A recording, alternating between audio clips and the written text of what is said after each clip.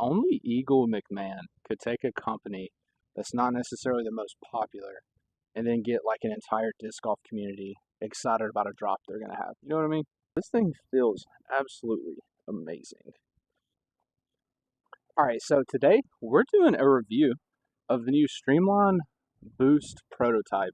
And I'm going to be honest, this thing right off the bat just feels absolutely amazing. From the initial look, I managed to get one with some slight dome, which I heard are like the better ones. And I'm going to be comparing it to in this video, which is the Nordic Phenom, which is like the new Discmania PD.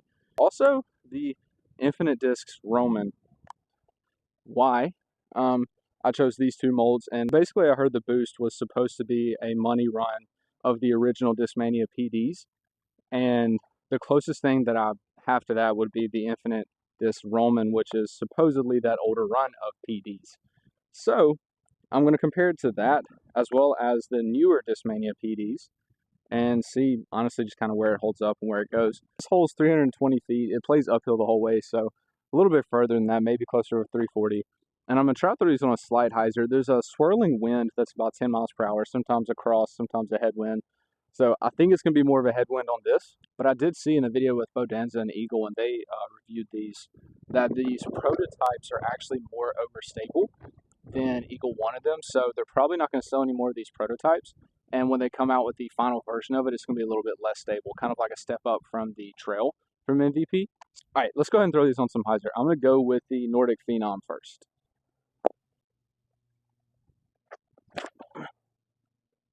Kind of early released, but it's up there. All right, the Roman. This is a little bit better release. The crosswind is really coming in though. It's still, they're up there right beside each other. A little bit of a right to left crosswind, so I'm gonna try to throw the Boost a little bit more flat and see if it still has that stability. Oh yeah, way more flat, way more stability. Skip in. Okay, that one's parked. That's something else. Streamline Boost might end up taking my overstable 10-speed slot. If it passes the forehand test, it definitely will, because for whatever reason, I cannot find an overstable 10-speed that I like on backhand and forehand. But so far, this Boost is just that. And that was an amazing flight. 5 feet short, but parked. The Nordic Phenom and the Infinite Disc Roman are literally right on top of each other. Oof. So let's talk about the feel of the disc as we're walking to this next hole. The plastic, it just feels absolutely amazing. Like I mentioned too, mine has a little bit of dome. I believe some came out very, very flat, and then some came out with some dome as well. This one does weigh 172, so not max weight, but just good middle weight. But the domey ones apparently are some of the better ones. This hole is like 325, probably playing like 330. I'm gonna take the big hyzer route. You can tell there's a right to left crosswind, and just see how they hold up. See which one of these three have like the most bite to it. Phenom first.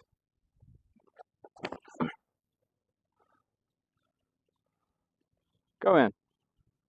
Good stop though. All right, Roman.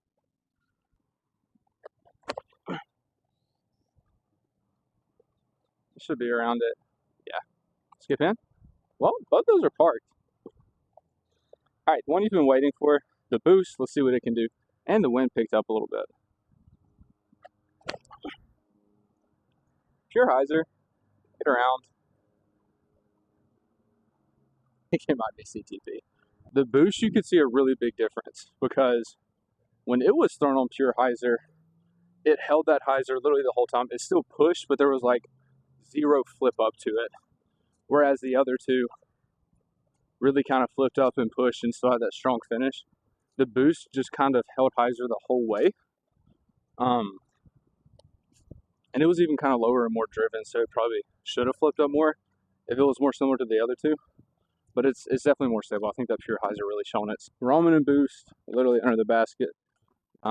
Phenom is pin high, still a little bit of a putt. You see, that's why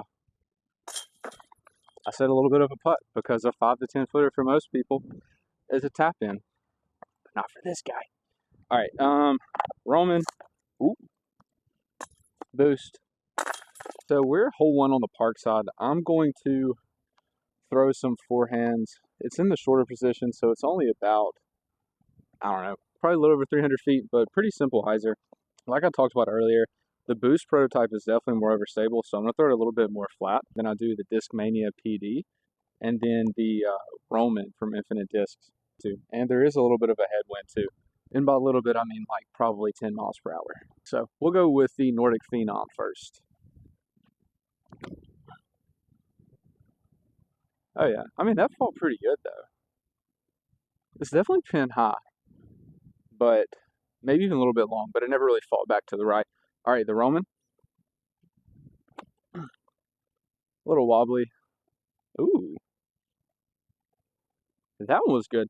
Now let's throw the Boost. This is my first forehand with the Boost. We'll see what it does.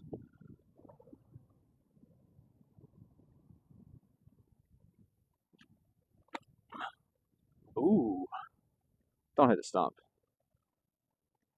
Dude, that was like saucy though. The Boost on forehand is pretty cool. Like, it's not quite as overstable as I thought it was going to be. I don't know, definitely overstable, like Eagle had talked about in that video with Bodanza. Because you could tell it kind of more held the slide hyzer, whereas the Roman and the Nordic Phenom just kind of flipped up and pushed straight. The Boost just kind of held it the whole time, and it was starting to have a lot bigger flare skip too, but it ended up hitting one of these trees down here. But all of those went the distance, so that's pretty nice.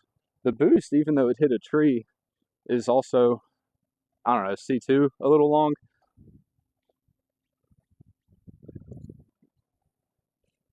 Oof.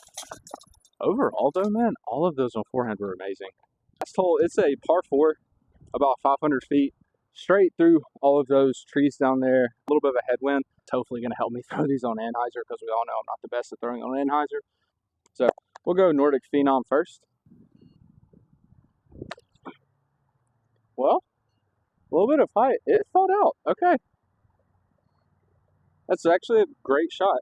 Now, again, I'm not the best at Anhyzer throws, so take all of these with, like, I mean, take them for what they're worth.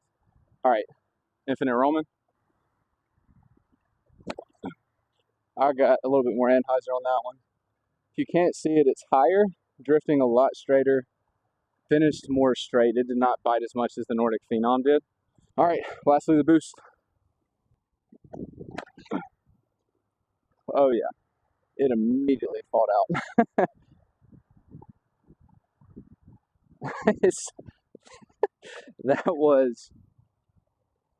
That's definitely as overstable as I thought it was going to be. I know that I usually end up going out to the field and throwing all of these on all the different angles. However, today, the wind, when I got out here, was already a constant, like 12 miles per hour. And it's just progressively getting worse the longer I'm out here. We have some storms coming into Alabama. So I don't think I'd be able to actually get fair flights. This video, hopefully, I've shown you pretty well what it goes like on forehand and every angle on backhand. And I think without a doubt, the Boost is definitely the most overstable of those three. And it really shows when it's thrown on like hyzer and hyzer. On flat, they're somewhat similar. The Boost just has more bite.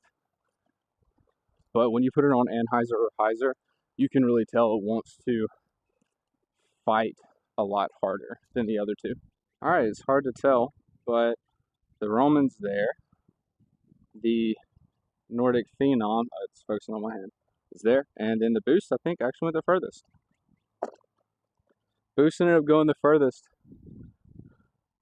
The Boost, seriously, I think all jokes aside, I think the Boost is the furthest flying of these two. And that's even with it being brand new and not even in that like highest distance potential state, which would be like kind of broke in. All right, let's get a throw in with the tempo. Oh, Jordan with the zone. Oh, Jordan. We'll say that's the limb's fault, but we all know it wasn't.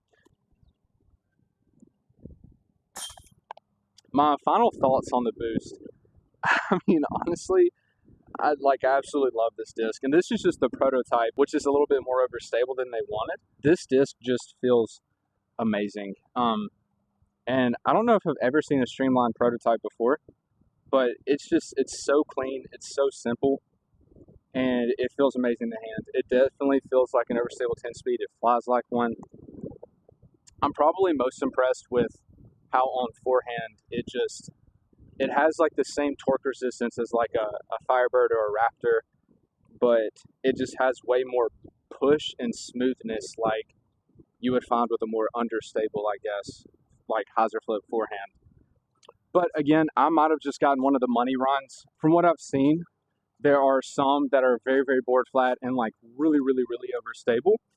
But then there's some that have the slight dome like this one does that are just like very, very pushy, but also still very reliably overstable, which is exactly what I was looking for. So score 1 for Ginger Snap, that's for sure. But either way, hope y'all love the video. Hope you got the chance to at least get one of these prototypes. If you didn't and you can find one, I would definitely get it. And really looking forward to what Streamline drops with their final product of this disc. So shout out to Eagle, MVP, Streamline, whoever. Y'all did a great job with this, and the fact that it's not exactly what y'all wanted and y'all are going to redo it and make it better is awesome. As always, stay snappy. Love y'all. See you in the next one.